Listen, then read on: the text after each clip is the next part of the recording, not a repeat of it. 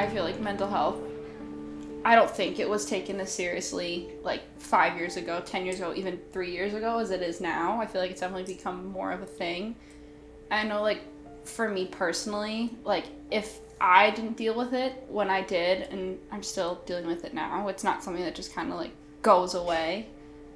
I definitely would be in a lot worse place, life-wise, like, emotionally, like, school-wise, than I am now.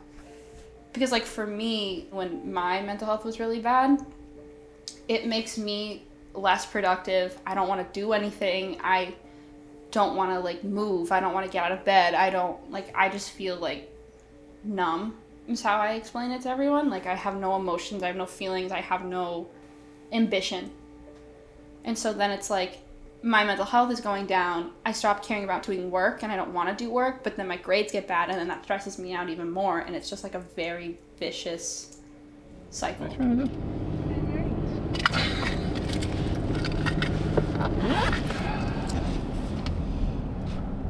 What's that? Nice hair. Thank you. Nice clip. Thanks.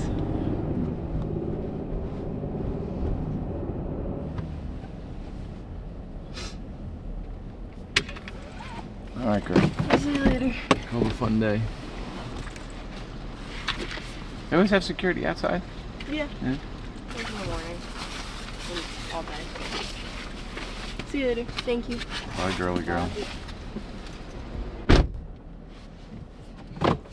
Yeah, I don't think mental health issues or challenges were discussed out in the open very much at all. I think the visual impairments were, like, if you saw somebody who was disabled, that was one thing. But if you saw somebody and they looked normal, but they acted differently, they were just referred to as, that's your crazy person on the street, that's your crazy neighbor.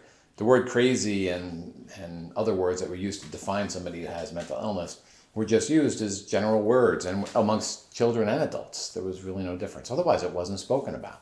Certainly no treatment, no counseling, and I don't remember any discussion about things like that in the media or in talking on the block.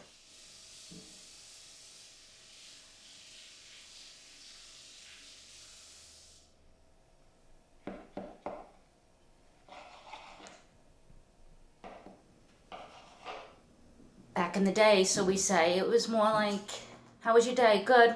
Okay, and somebody left it at that. Or bad. Oh, okay, what was bad? Then you'd say maybe what was bad, or maybe you wouldn't.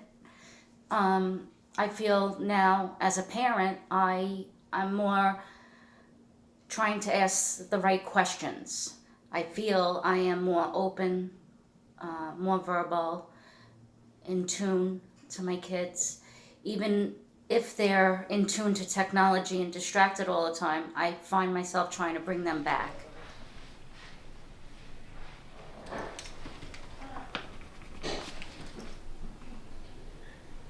Almost all my classes have homework online, and like even the ones that it's not done online, like in math, I always have to submit things. Like whereas you used to maybe like, oh, I forgot to do my math homework, I'm gonna do it in homeroom really quickly. You can't do it anymore because like you have to submit it before midnight. So then I feel like that, along with like procrastination, kind of compounds, and you're like, but I don't know if, I mean that happens anyway, but I feel like with technology, it's kind of like, it's always in the back of your mind because you're always like seeing it, you're always thinking about it. And I noticed that over quarantine, like classes, I didn't click in. I didn't have that one-on-one feeling. And that has affected me this year because my progress, like I used to have a planner, I used to have what I need to do, I had my list, I had my check off, that detached from me right after like COVID because it was just not that connective. I didn't have the urge to do it because I was just like, oh, it's a Dropbox. Like, oh, like I don't have the motivation to do anything. It's social, emotional isolation, I feel at times. And I see it all the time, with work, with kids, my own kids. It defines their joy or defines their sadness. It makes them feel sometimes, what I witness, is they don't know how to feel. There's too much instant gratification with certain things. There's too much non-feeling, superficial ways of technology. It does destroy a lot of people, I think. Finding the balance. Like, how do we, like, embrace this speed of light that and keep humanity and keep emotion. We're human beings. We have emotion. I don't think, and no matter how hard you try, you can't escape technology. Like, it's everywhere you look now. Like, everywhere. But I think if you want to escape the social aspect, you can. Like, you can delete Instagram, you can delete Snapchat, you can delete Twitter, you can delete this, that, and the other. But also at the same time, then you're losing, I think, connection with the outside world. Because I'd say now everyone gets their news online. I don't know a lot of people that still, sit down and watch the news anymore. Like, I know if I learn about something going on in my, in the outside world, it's through Twitter. Which is bad. But, no one's picking up a newspaper anymore and, getting the daily rundown. It's, through Twitter or Instagram. So, you can cut that off, but then I think you're going to be isolated in a sense. It sucks. But at the same time, that's just the world we live in now. A lot of our training and meetings and group gatherings to get together and discuss a topic, even a new computer program or whatever it might be that we used to have in-person instruction. Now everything has gone way of video.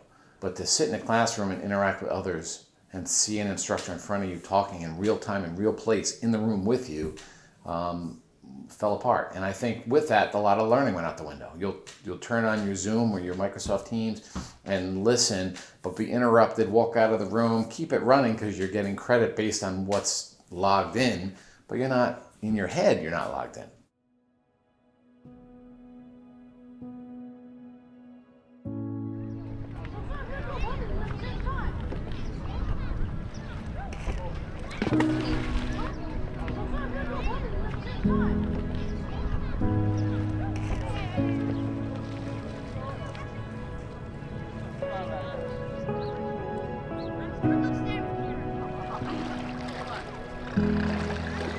It definitely took adjusting. I know freshman year when I got here, it was either my head was either we deal with school stuff or we deal with outside of school stuff. You can't do both. Because then that would I was that's how this works, right? That's how college is. I've definitely learned that that's not healthy. That's not right and not how you're supposed to do it at all.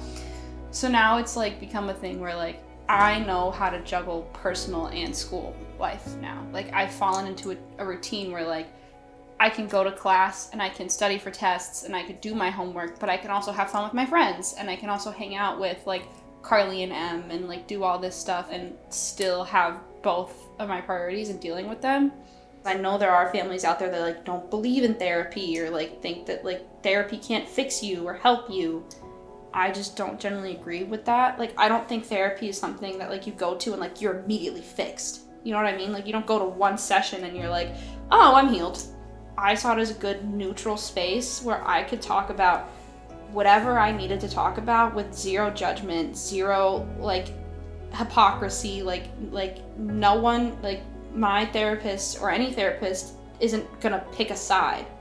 They're gonna give you the 110% honest truth that is right for the situation and help you work through it and fix it. Therapy for me was a place that I could go and not feel judged and just talk. Asking for help doesn't make you weak.